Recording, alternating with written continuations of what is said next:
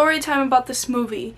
In freshman year of high school, when there was a substitute teacher but they couldn't make it in time, like the teacher had to leave on an emergency or something, we would get put into the auditorium and they would play movies basically for that period.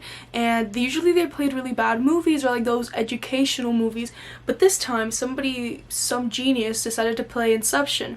And at the time I didn't really know about this movie and I didn't know its name or anything.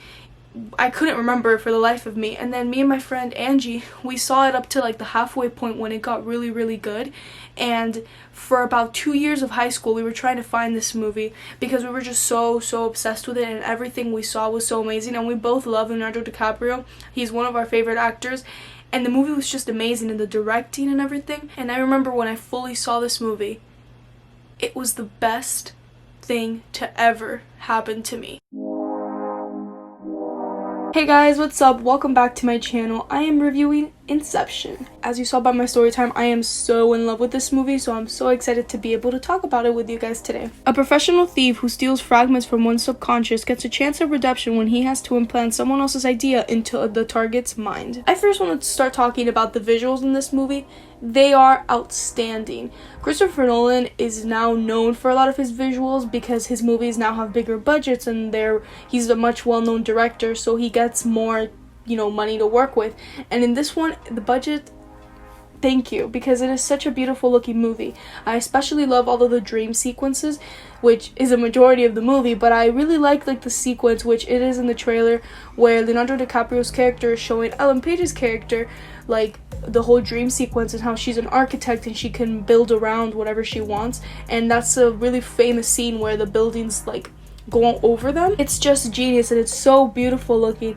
And as somebody that loves CGI and visual effects, it's everything. And it's funny because it obviously isn't something that could happen, but it doesn't look so over the top where you notice that it's CGI. I don't know if that made any sense. It is blended really well with the reality of the movie, and it is just outstanding. There are so many really cool visual effects, and the directing is amazing as well. A very iconic scene with Joseph Gordon-Levitt. He's floating, and the entire room is rotating, and wow, just so amazing.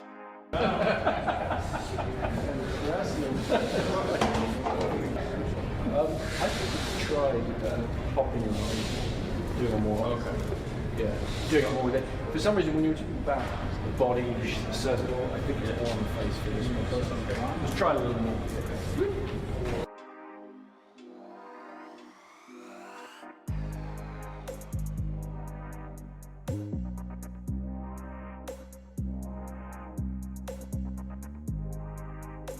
I also just love the concept of this movie, and it's an original movie.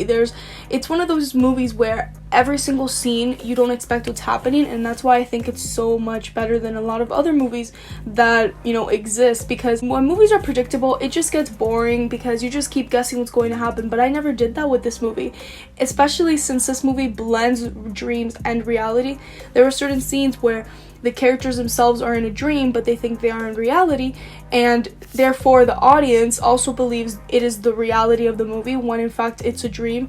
One of my favorite sequences is also with Leonardo DiCaprio and Ellen Page's character, and then he tells her, oh, what was the last thing you remember? How did you get here? Because that's how dreams are. And I think that's such an interesting concept to have in a movie like this, because you never know what's real and what's not, which just makes for an interesting storyline and one of the best 2 hours and 30 minutes of my life. And speaking of the runtime, this movie is pretty long, but it never feels long. At least in my opinion, the pace is amazing and it never drags, which is something really important in a type of narrative like this. I'm always excited to watch this movie. I've seen this movie multiple times now, and every time it's just better because I notice little things here and there. And it's one of those movies that just keeps on giving as you watch it more. A highly rewatchable movie. Wow, this is such a good movie. I'm geeking out thinking about it right now. There's also a really cool video on YouTube, which I'll link down below. All credit goes to them, and it's titled Inception in Real Time, and it basically puts the movie in real time, and it's about 4 to 5 minutes, I would say. And the cool thing is there's it tells you, it connects all of the dream layers, because I believe there's 3 dreams happening at once, and it's really cool. You get to understand the movie in a different perspective, because I just love how time is like talked about in this movie, especially with the whole how much time passes by in a dream. It's explained that in real time 5 minutes pass, but in the dream 50 hours pass, and it's like so epic how they do that. And the deeper you go in, time is different, and I just really love that he mentions time in most of his movies, because it is one of my favorite themes in movies and just things to be talked about. Time is such an interesting topic to be spoken about in film, and he's always so original about it, especially in this movie. And we gotta talk about the acting, because the cast here is amazing, and Leonardo DiCaprio is obviously amazing in this movie. I also really like the woman that plays his wife. I can't think of her name right now. I've seen her in a lot of things like Midnight in Paris. She's also in Dark Knight Rises and a bunch of other movies, but she's also really good as his wife. And something that I really adore about this movie is the screenplay and how the characters are written, and how the characters find out things about themselves through storyline and through narrative, as instead of somebody just explaining everything. It's always like a pet peeve of mine when they dedicate about 30 minutes of a movie to somebody, another character, just telling them everything that happens without them figuring out everything throughout the whole movie. And I really appreciated that about this one, because as the movie goes on, you learn more about the dream world and about our main character, like his struggles and his weaknesses and his past. And I thought it was really well told and just epic. And this movie could have easily been confusing, but I personally don't think it's confusing. It's like such a smart movie, but it's also not confusing, which is really great, because sometimes movies with these convoluted plot lines could be confusing, but to me personally, I don't think it's confusing. Also, Joseph Gordon-Levitt is really good in this movie, and I love him as an actor. He's great in everything I've seen him in, and in this movie he really shines, and I love his character. He just has such a cool character, and all the characters are really awesome, and I like that they're giving jobs in the dream world. Like I had mentioned, the architect, that's so cool that somebody's able to create that, and it's just awesome. It's so awesome. I also like that there's some sort of ambiguity with the movie, especially towards the end, but you ask yourself these questions like, how is this even possible? And it's never really explained, but it doesn't make the film any less. It doesn't lack in any explaining, because it doesn't need to explain itself. This is obviously a very surrealist world, but it leaves ambiguity, but it also answers a lot of questions, which is really epic. And also the ending of this movie is fabulous. One of my favorite movie endings of all time. It's one of those that just leaves it open to interpretation, which is one of my favorites in film, because you can just talk about it endlessly.